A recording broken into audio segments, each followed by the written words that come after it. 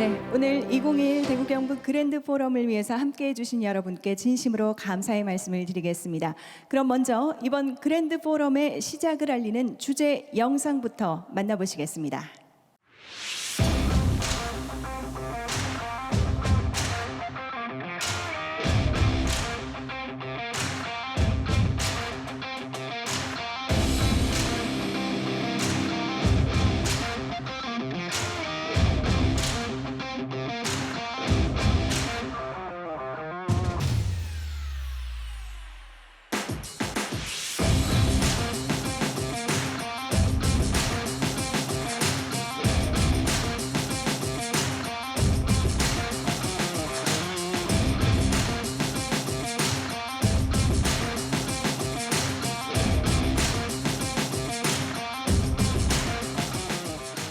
탄소 중립 시대를 맞이하는 지역의 미래 전략은 과연 무엇이 되어야 할까? 이 질문에서 출발한 2021 대구 경북 그랜드 포럼.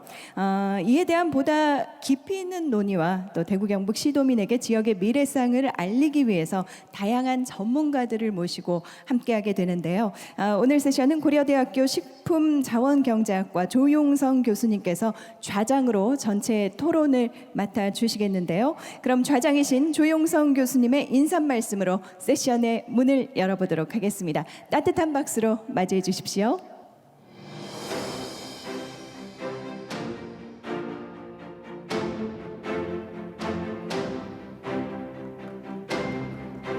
예, 방금 소개받은 조영성입니다. 사실 여기 계신 분들은 아마 잘 알고 계시는 건데 대구 경북에 조금 어려운 점이 있는 것을 좀 알게 됐습니다. 예를 들면은 성장이 조금 위축되어 있고, 그 다음에 고령화가 다른 지역보다도 더 많이 진행되고 있고, 그리고 대구 지역은 서비스업이 70%를 차지하는 반면에 경북 지역은 제조업이 한 48% 정도를 차지하고 있는데, 그러한 서비스와 제조업이 대구와 경북이 서로 연계되는 것이 그렇게 원활하게 되어 있지 않은 그런 어려움을 갖고 있는 것으로 나타나고 있습니다. 하지만 대구, 경북이 갖고 있는 또 장점도 있습니다. 그게 ICT 제조업 중심의 디지털 전환 기술 부분에 있어서는 강점을 갖고 있고, 로봇이라든가 장비 부품 중심으로 또 강점을 갖고 있는 것으로 나타나고 있습니다. 그러면 이제 이러한 것이 앞으로 2050년 탄소 중립 시대를 맞이해서 어떻게 대구와 경북이 현실적으로 실천적으로 달성할 수 있는 방법이 무엇이 있을까를 찾는 그 토론의 장이 오늘 마련된 것이 아닌가 그런 생각이 듭니다. 오늘 첫 번째 순서로 이유진 박사님께서 2050년 탄소 중립과 지역의 대안이라는 주제로 말씀을 해주실 거고요. 발표를 해주실 이유진 박사님에 대해서 환영의 박수를 좀 부탁드립니다. 고맙습니다.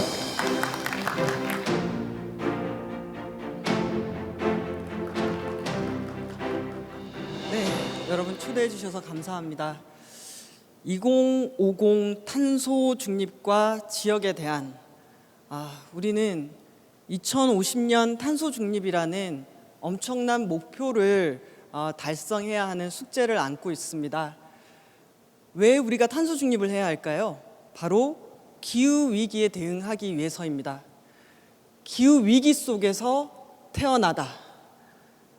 2020년생은 1960년도에 태어난 이 사람에 비해서 평생 동안 겪을 기후 재난의 확률이 훨씬 더 많습니다.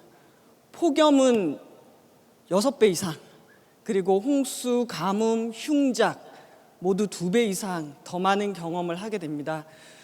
기후위기가 너무나 심각하게 전개가 되고 있고, 그 속에서 우리의 삶, 그리고 우리의 경제, 이런 것들이 매우 위태로워지고 있습니다.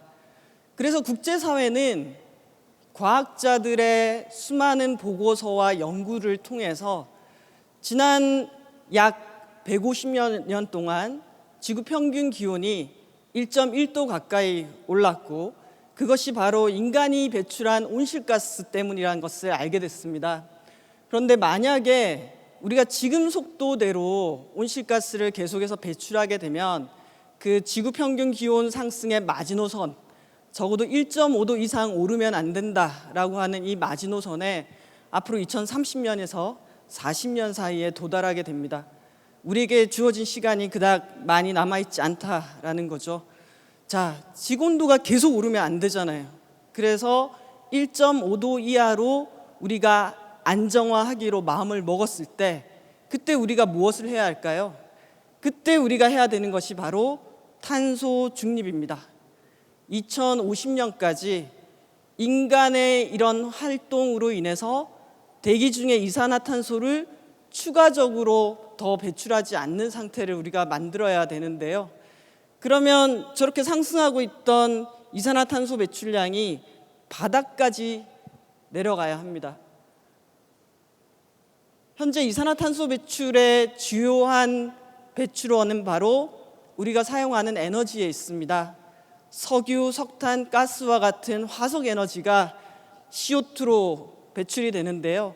자, 탄소 중립을 하려면은 지금 우리가 사용하고 있는 화석 에너지 사용을 거의 바닥까지 줄이고 조금이라도 배출하게 된다면은 그것을 흡수해서 플러스 마이너스 제로로 만들어야 합니다. 자, IPCC 과학자들은 탄소 중립 CO2 배출량 제로를 제안했지만 현재 우리나라가 추구하고 있는 탄소 중립은 이산화탄소뿐만 아니라 메탄가스라든지 아산화질소라든지 불화가스라든지 인간 활동으로 인해 배출되는 모든 온실가스를 중립화하는 것을 목표로 하고 있습니다.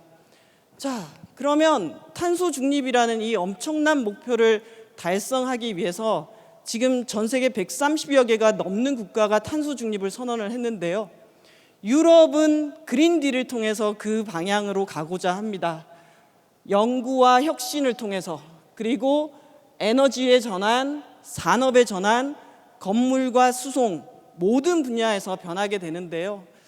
그런데 탄소 중립으로 가는 과정에서 석유와 석탄과 가스에 기반한 이런 산업과 일자리는 줄어들 수밖에 없고 충격을 받을 수밖에 없겠죠. 그래서 우리가 탄소 중립으로 가는 과정에서 또 받아들여야 될 것은 바로 경제적인 충격입니다.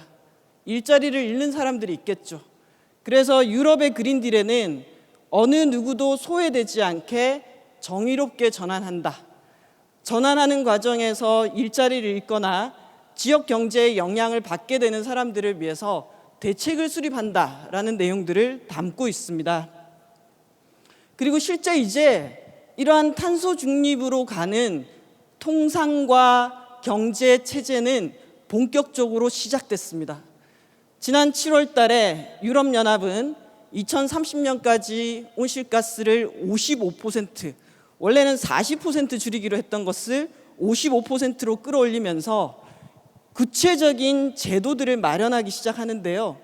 자동차 분야를 보시게 되면은 2035년도부터는 자동차에 있어서 모든 신차가 배출량 제로가 돼야 됩니다. 이 얘기는 2035년도부터 유럽연합에서 판매되는 차량은 전기차, 수소차만 판매가 가능하다라는 것을 의미하는 거죠. 저렇게 유럽이 제도를 만들게 되면 우리나라에서 자동차를 생산해서 판매하는 기업들 같은 경우에도 저 규제를 따라갈 수밖에 없습니다. 자, 그럼 우리는 자동차를 수출하는 국가이고 자동차 완성차를 수출하기도 하지만 그와 연관되어 있는 수많은 내연기관 부품 공장들이 있습니다. 약 4천여 개의 공장들이 있는데요. 이제 내연기관 시대에서 전기차 시대로 가게 되면서 그 분야에서 일하는 사람들에게는 이 실업이라든지 경제적인 충격이 발생할 수밖에 없고, 우리가 탄소 중립이라고 얘기했을 때는 그런 충격에 대해서 어떻게 대비할 것인가에 대한 내용들도 만들어내야 합니다. 자, 독일은 2050년이 아니라 2045년도에 탄소 중립을 하기로 했습니다. 지금 독일이 우리랑 비슷한 것이 제조업에 기반을 두고 있고 배출량도 한국이랑 비슷합니다. 지금 독일이 8억 5,800만 톤이잖아요. 우리나라가 7억 2,800만 톤을 2018년도에 배출을 했습니다. 그랬을 때 8억 톤을 앞으로 10년 안에 3억 톤 가까이 4억 톤으로 줄이는 이런 것을 목표로 하고 있습니다. 자, 그러면 모든 영역에서 온실가스를 줄여야 되기 때문에 에너지 분야, 수송 분야, 산업, 건물, 농업, 폐기물 각각의 감축 목표를 설정하고 저 목표를 달성하기 위해서 제도를 만들어 가야 합니다. 그리고 미국은 최근에 경제 정책 자체를 기후 회복력 있는 경제 구축 방안으로 완전히 전환하는 그런 로드맵을 발표를 했습니다.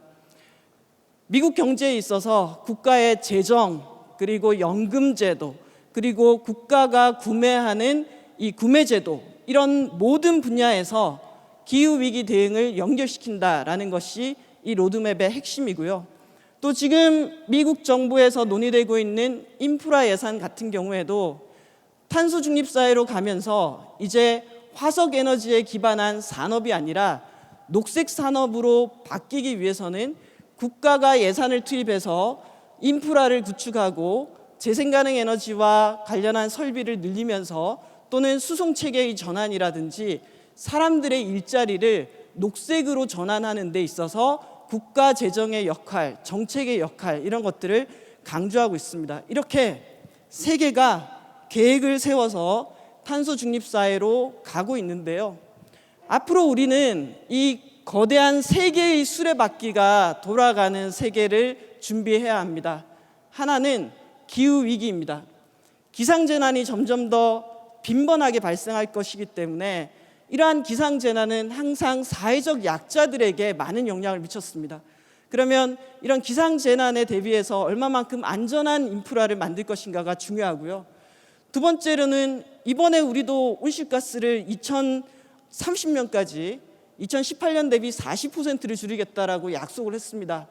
이 약속을 지키려면은 정부 조직 체계, 예산, 그리고 산업과 일자리에 대한 대비, 이런 것들을 꼼꼼하게 만들어가는 정책이 필요하고요.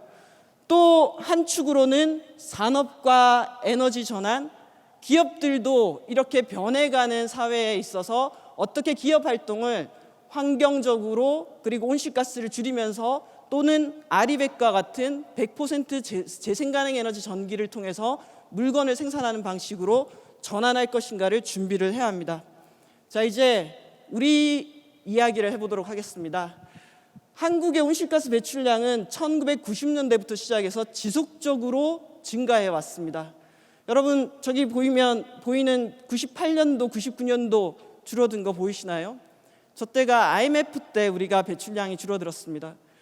지속적으로 증가하던 온실가스 배출량은 2050년이 되면은 탄소 중립 사회로 가기 위해서 저렇게 내려가야 됩니다. 앞으로 30년 안에 우리가 가야 되는 길입니다. 그리고 우리나라 전체 배출량에 있어서 86%가 에너지 분야에서 배출이 되기 때문에 기후위기 대응은 에너지의 전환과 뗄래야 뗄 수 없다라는 것들을 봐야 하고요. 또 이제 실제로 줄이기 위해서는 각각의 부문별로 대책을 수립해야 됩니다. 전환 분야 같은 경우에는 우리나라 전력 분야이죠. 석탄 발전소하고 가스 발전소, 그걸 줄여야 되는데요. 현재 우리나라 전체 배출량의 37%가 전력 생산 과정에서 만들어지고 있고요. 그리고 산업이 36%, 수송이 13%, 건물이 7%, 농축수산과 폐기물을 합쳐서 6%입니다. 자, 그래서 2030년까지 40%를 줄이려면은 각각의 분야별로 어떻게 줄일 것인가에 대한 대책들을 꼼꼼하게 만들어내야 하는 거고요.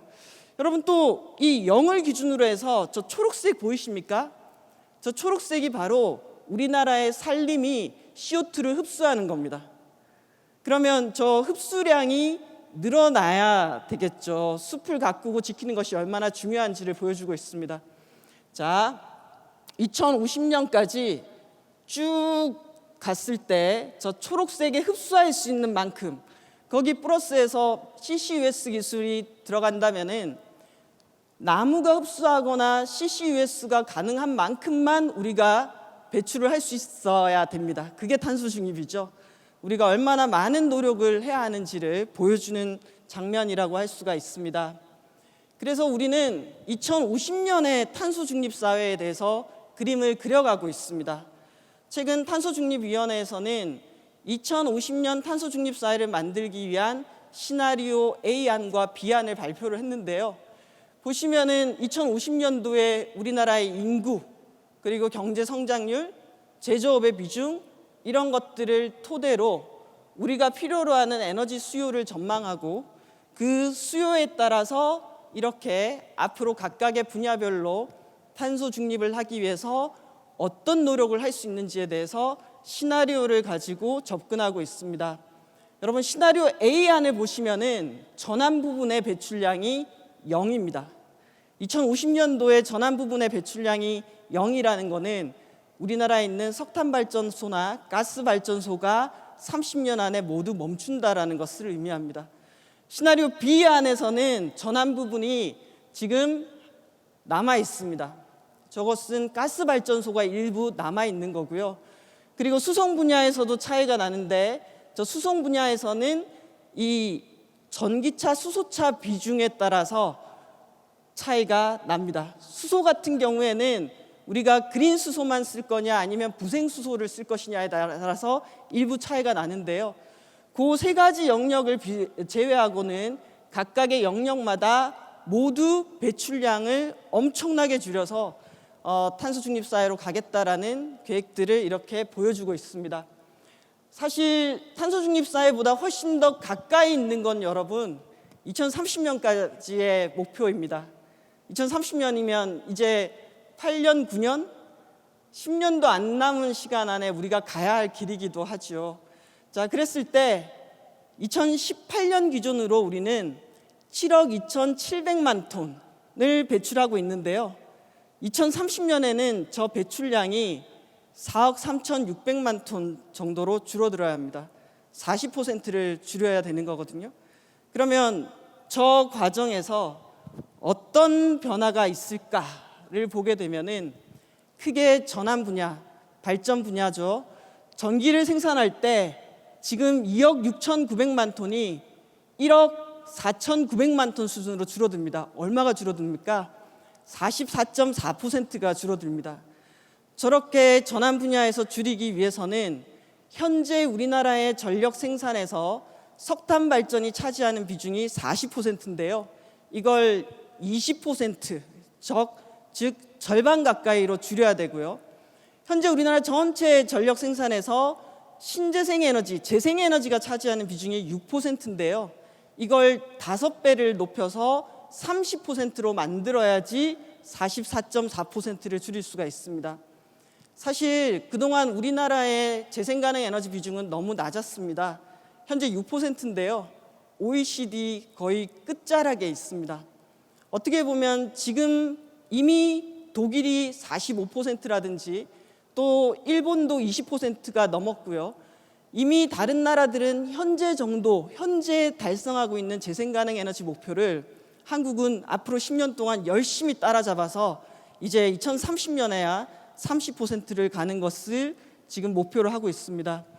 산업 분야는 사실상 이번에 감축 목표를 좀 적게 받았습니다. 배출량에 비해서 14.5%를 받았는데요. 저는 우리나라 산업계가 훨씬 더 많이 노력해야 된다라고 생각을 합니다. 그리고 건물과 수송입니다. 이건 도시에서 특히 도시에서 집중해야 되는 부분일 수도 있는데요. 이 건물 분야에서 32.8%를 줄인다는 것은 제로 에너지 건축물과 더불어서 건물에서 투입되는 냉난방 에너지를 줄이기 위해서 건물을 리모델링을 해야 된다는 것을 의미합니다. 그것도 아주 많이 해야겠죠. 그리고 수송 분야에서는 공공교통, 대중교통, 철도 이런 것들과 동시에 전기차를 보급해야 하는데요. 2030년도에 저 목표를 달성하려면은 우리나라의 전기차가 앞으로 2030년까지 450만 대, 전기차, 수소차 포함해서 450만 대가 보급돼야 됩니다. 지금까지 우리가 노력해서 보급한 것이 17만 대니까요. 앞으로 10년 내 얼마나 많은 변화가 수송 분야에서 벌어지는지를 상상해 볼 수 있습니다. 여러분, 그 다음이 농축수산입니다. 농축수산 분야에서는 메탄가스가 또 많이 배출이 되는데요. 보면 27.1% 줄인다고 되어 있습니다. 그러면 전체 40%인데 농업 분야에서 27.1%면 좀 적게 줄인 거 아닌가라는 생각을 하실 텐데요. 여기서 2050년도에도 농업 부분의 배출량은 1,540만 톤입니다. 왜 그럴까요, 여러분? 우리 기후 위기 시대에도 기본적으로 먹을거리와 식량을 생산해야 합니다. 시민들이 먹고 살아야 되지 않습니까? 그래서 2050년도에 1,540만 톤인데 2030년까지 1,800만 톤을 줄인다는 것은 사실 2050년이라는 목표치 대비해서 앞으로 10년 안에 그 목표치 대비 70% 가까이를 줄이는 것이기 때문에 어떻게 보면 이번에 모든 분야의 감축에 있어서 농축수산 분야가 감축하기는 어려운데 숙제를 많이 받은 분야가 이 분야라고 할 수가 있습니다. 그다음 폐기물입니다, 여러분. 폐기물 분야에서도 메탄이라든지 이런 것들이 배출이 되는데요. 폐기물은 46.8%입니다. 폐기물 분야는 거의 절반 가까이를 10년 안에 줄여야 됩니다. 감량도 하고 재활용도 하고 재사용도 해야 되겠지만 이 분야야말로 우리가 생산 단계에서부터 배출이 덜 되도록 하는 그런 변화가 같이 가지 않는다면은 줄이기 매우 어려운 분야겠죠. 자, 이렇게 우리는 2030년의 목표를 갖고 있고 이 목표를 달성하기 위해서 앞으로 지금 정부 부처가 구체적인 로드맵들을 만들고 있습니다. 예를 들면 국토부는 2050 건물 분야의 탄소 중립 로드맵을 만들고 있고요. 또 산업부 같은 경우에도 에너지 탄소 중립 혁신 전략을 만들고 있고 해양수산부 같은 경우에도 해양수산 분야의 2050 탄소 중립 계획들을 수립하고 있습니다. 그래서 이렇게 각각의 부처들이 수립하는 계획들을 우리가 같이 볼 필요가 있고요. 오늘 제가 말씀드렸던 이 에너지 분야의 정책들은 국가의 에너지 기본계획, 전력계획 이런 곳에 반영되기 시작합니다. 자, 여러분 탄소 중립 사회가 의미하는 거는 이런 걸 의미하는 것 같아요. 온실가스 감축이 국가의 최상위 계획이 되고 그 목표를 달성하기 위해서 국가의 산업 정책과 에너지 정책, 건물 정책 이런 것들이 달라지게 되는 겁니다. 기후 위기 대응을 중심으로 정부 정책을 재구성하는 거라고 할 수가 있습니다. 자, 우리에게는 큰 숙제가 있습니다. 이번에 발표한 것을 2030년 NDC 각국의 감축 목표라고 하는데요. 우리가 매번 목표는 수립했는데 실행에 제대로 옮기지를 못했습니다. 그럼 어떻게 해야 될까요? 실제로 옮길 수 있는, 이행할 수 있는 제도를 만들어야 하고요. 그리고 실제 탄소 중립 사회로 가기 위해서는 에너지 가격이라든지 에너지 세제라든지 그리고 국가 재정 수단이 강력하게 작동을 해야 합니다. 또 동시에 재생에너지를 중심으로 에너지 전환이 일어나야 하고요. 그리고 탄소 중립 시대의 일자리의 전환이 너무나 중요합니다. 사라지는 일자리가 있을 겁니다. 한국 게이츠처럼 이미 현실화되고 있는 일자리의 감소가 있고요. 이 속에서 어떻게 안전망을 가질 것이냐, 또 동시에 새롭게 늘어나는 분야에서는 일자리를 만들어줘서 많은 시민들이 그리고 사람들이 온실가스를 줄이는 분야의 산업에서 일을 할 수 있도록 해야 합니다. 기후 위기 시대에는 먹거리와 식량도 너무나 중요합니다. 우리 농촌의 지속 가능성을 지키면서 온실가스는 또 줄이고 식량은 생산해야 합니다. 쉽지 않은 숙제가 우리에게 있고요. 또 동시에 우리 사회의 큰 문제 중에 하나인 불평등을 해소하기 위한 이런 정책들도 같이 가야 합니다. 지금 탄소 중립 기본법이 만들어져서 내용들이 체계적으로 가고 있는데요.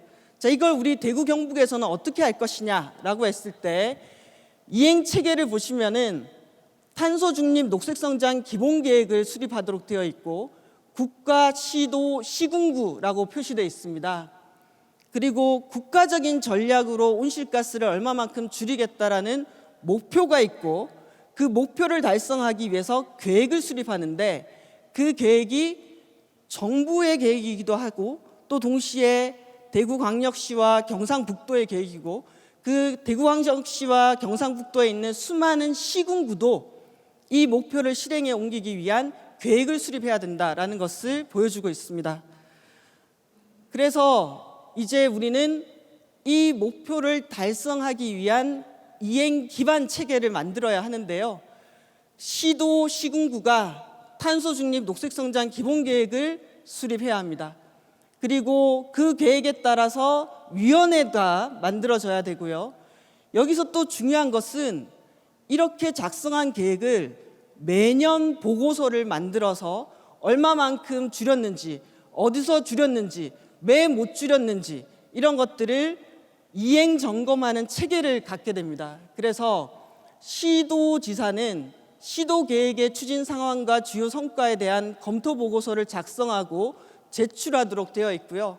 그리고 우리 지역에서 배출하는 온실가스에 대해서 우리 지역에서 체계적으로 종합정보관리 체계를 구축해야 합니다. 가장 중요한 것은 예산이 어떻게 쓰이는가에 있는데요. 이 법에 따라서 온실가스 감축 인지 예산 제도가 도입이 됩니다. 우리 지자체가 예산을 수립할 때, 그리고 기금을 사용할 때 기후변화에 미치는 영향을 분석해서 재정 운영에 반영하도록 하는 것이 바로 온실가스 감축 인지 예산 제도입니다. 그리고 우리 대구 그리고 경상북도 전체가 탄소 중립 도시로 가기 위한 준비를 해야 하고요. 그리고 이걸 실행을 돕기 위해서는 탄소 중립 지원센터의 설립, 그리고 탄소 중립 이행 책임관을 지정하고 기후 대응 기금을 설치해서 그 예산을 가지고 행동할 수 있도록 해야 된다라는 내용들이 법안에 포함되어 있습니다. 그리고 또 동시에 이 법에는 농림수산의 전환 촉진이 있습니다. 우리 경상북도 같은 경우에는 이 농업과 어업, 축산업, 기후위기, 온실가스 감축과 더불어서 안정적인 식량과 먹을거리를 생산하는 것이 너무나 중요하기 때문에 이에 대한 대책들도 수립을 해야 될 것으로 보입니다. 이제 이렇게 국가의 온실가스 감축 목표를 달성하기 위해서 지역의 배출 현황별로 우리 지역의 경제 산업적인 특성을 따라서 거기에 맞춰서 계획을 수립하고 추진하는 작업들을 본격적으로 시작해야 하고요. 자, 이 그림은 탄소 중립이 실현된 상황에서의 이 파리의 도시가 이렇게 변할 것이다라는 그림들과 미래를 보여주고 있는 장면입니다. 자, 이제 우리는 탄소 중립이 실현된 2050년도에 대구의 풍경이 어떻게 변할까요? 경상북도는 어떻게 변할까요? 2050년도 탄소 중립이 된 우리 도시와 지역의 미래를 적극적으로 그려놓고 그 모습을 함께 만들어가기 위해서 시민들과 같이 일을 해야 될 것 같습니다. 우리는 탄소만 줄일 수 없습니다, 여러분. 이 온실가스를 줄이면서도 좋은 사회를 만들어야 합니다. 온실가스 줄이면서도 안전하고 사람들의 일자리 그리고 먹을거리 이런 것들이 잘 보장되는 사회, 그런 사회를 만들기 위한 준비와 논의를 지금부터 본격적으로 시작해야겠습니다. 감사합니다. 네, 감사합니다. 세션 주제를 발표해 주신 이유진 녹색전환연구소 부소장님께 다시 한번 진심으로 감사의 말씀을 전해드리겠습니다.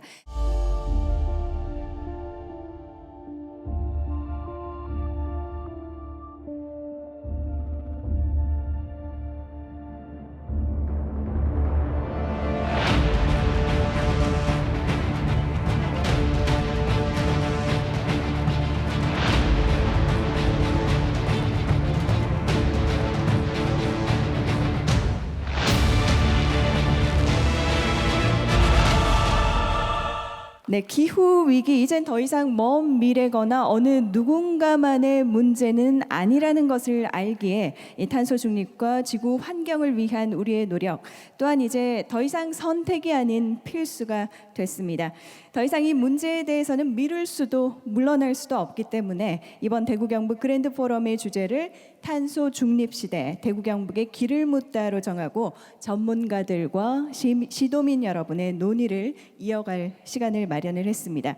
이렇게 쟁쟁한 분들을 모시고 진행하게 될 오늘 토론 더욱더 기대가 됩니다. 아무쪼록 대구 경북의 미래를 열어가는 데 있어서 큰 밑거름이 될 수 있길 기대하겠습니다. 자, 그럼 이제 본격적으로 세션을 시작해 보도록 하겠습니다. 2018년 기준으로 해서 전 세계 한 사람이 배출하는 이산화탄소 배출량은 4.5톤 된다고 합니다.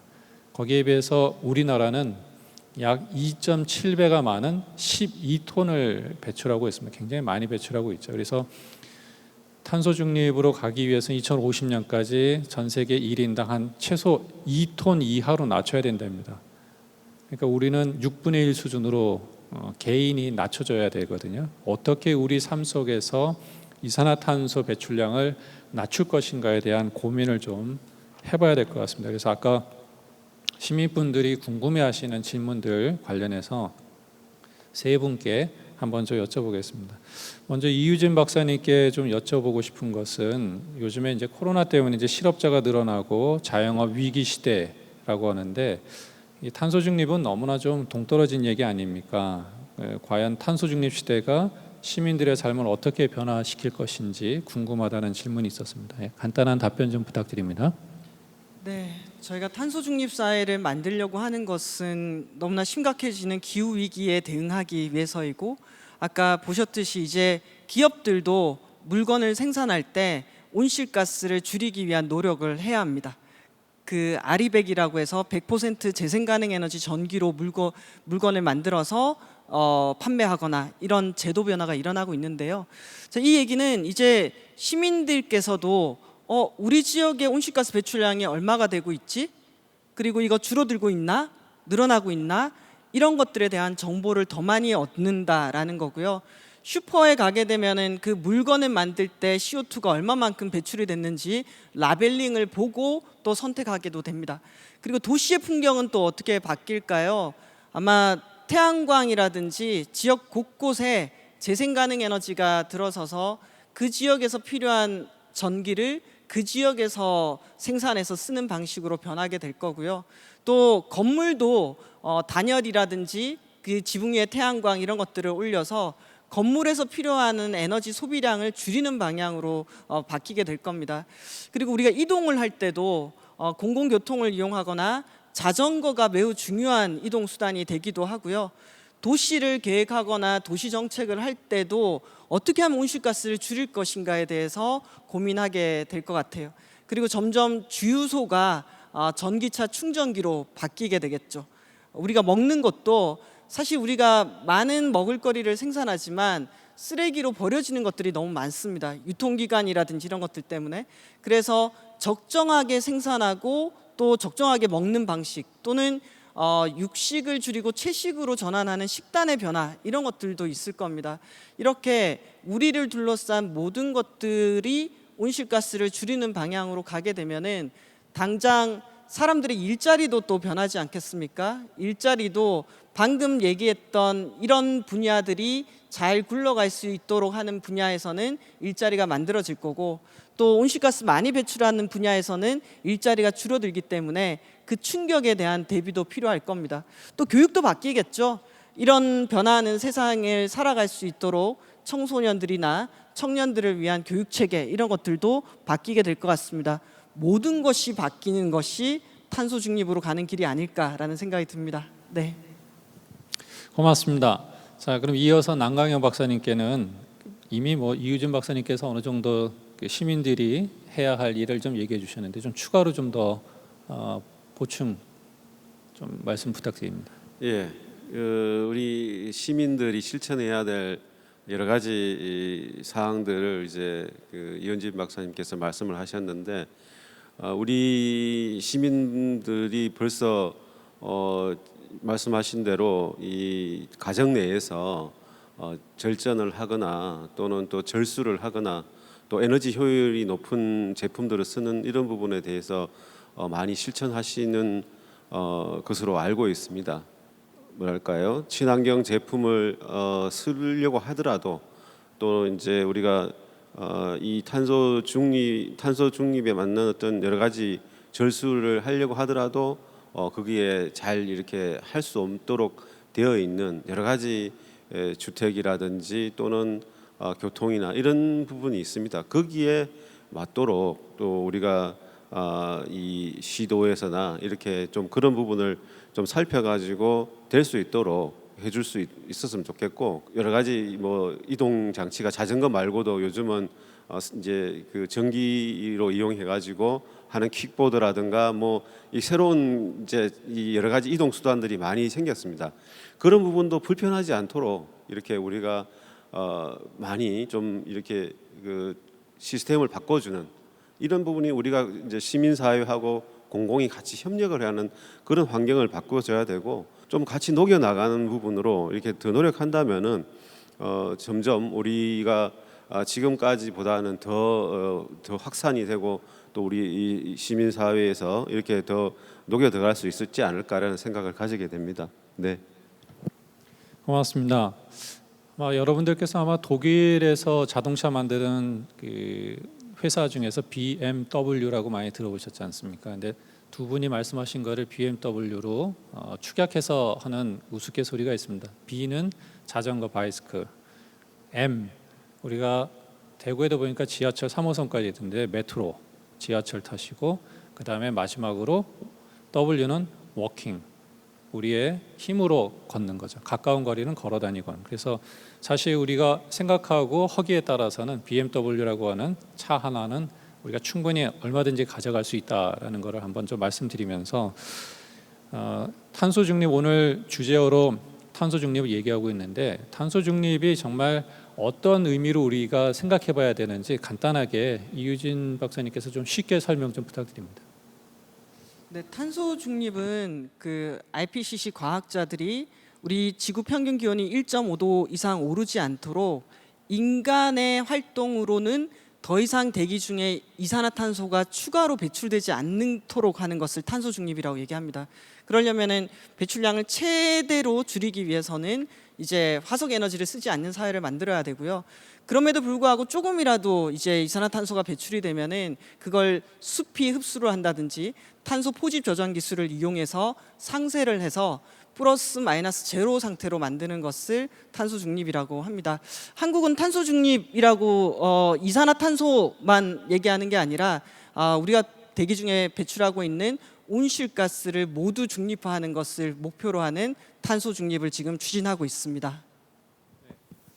지금 이유진 박사님께서 이제 탄소 중립 개념을 얘기해 주셨는데요. 허재용 박사님께 좀 부탁드리고 싶은 게 그 탄소 중립과 관련된 해외 사례, 간단하게 좀 대표적인 사례 좀 설명 좀 부탁드립니다. 네. 그 신문분께서 말씀하셨던 내용 중에 이거 탄소 중립 꼭 해야 되냐, 이게 안 하면 안 되냐, 약간 이런 말씀도 있긴 있으셨는데, 제가 발표드렸던 내용에도 보셔서 아시겠지만 이미 글로벌한 경쟁의 룰이 바뀌고 있다. 소위 말해서 세상이 바뀌고 있다라는 것을 이제 인식하셔야 될 것 같고, 이것은 할 수도 있고 뭐 이렇게 선택할 수 있는 여지가 없고요. 기업들이 무조건 가야 하는 상황이고, 그것으로 인해서 우리의 삶이 실제로 많이 변할 것 같습니다. 영국의 험버라는 지역이 있습니다. 근데 이 지역에 영국이 굉장히 많은 자원을 투자해서 수소 혁신 도시 클러스터를 마련하려고 하고 있습니다. 여기에 참여한 기업들이 어떤 기업들이냐면 전통적인 그 제조업이라고 할 수 있는 철강 기업이나 석유화학, 정유, 석유 메이저 이런 회사들이 참여하고요. 그리고 그린 수소를 만들 수 있는 기술을 가지고 있는 기업들, 그리고 CCUS라고 하는데요. 말씀드렸던 것처럼 온실가스를 배출하면 그거를 포집합니다. 그러니까 잡는 거죠. 그걸 포집해서 땅 속에 묻거나 아니면 그걸 가지고 다시 화학 제품을 만드는 것을 CCUS라고 하는데, 이것을 할 수 있는 기업들이 다 같이 모여서 우리가 미래의 혁신 도시를 한번 만들어 보자라고 하고 있습니다. 그런데 이것에 수많은 기업들이 참여하고 있고 많은 투자자들도 돈을 넣고 있고 정부에서도 엄청난 지원을 해주고 있습니다. 이것이 실제로 성공한다고 하면 많은 글로벌 차원에서도 국가나 지역에서 참여할 수 있고 배울 수 있는 벤치마크 사례가 되지 않을까 싶습니다.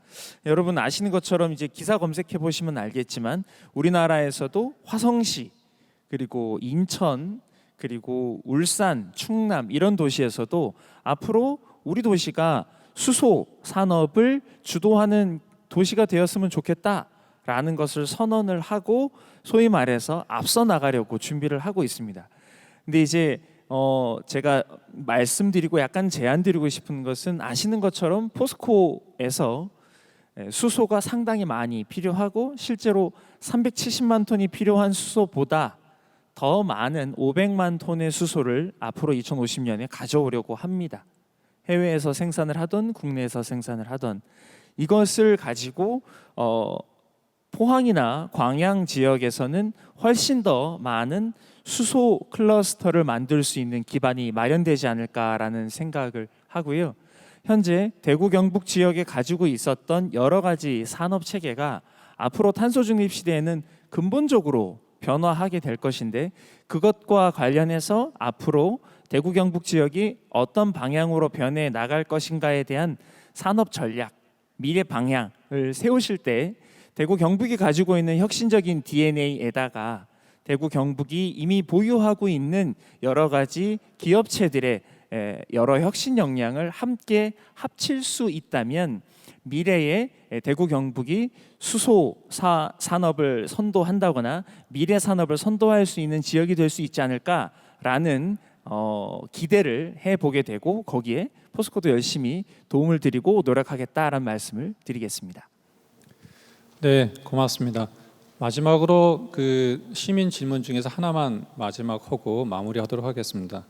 질문 중에서 결국에는 교육이 중요하다라는 질문을 했었습니다. 그래서 남강영 박사님께 마지막으로 탄소 중립과 관련해서 교육과 관련해서 어떤 프로그램이 있는지 그 교육에 대한 말씀을 좀 부탁드립니다.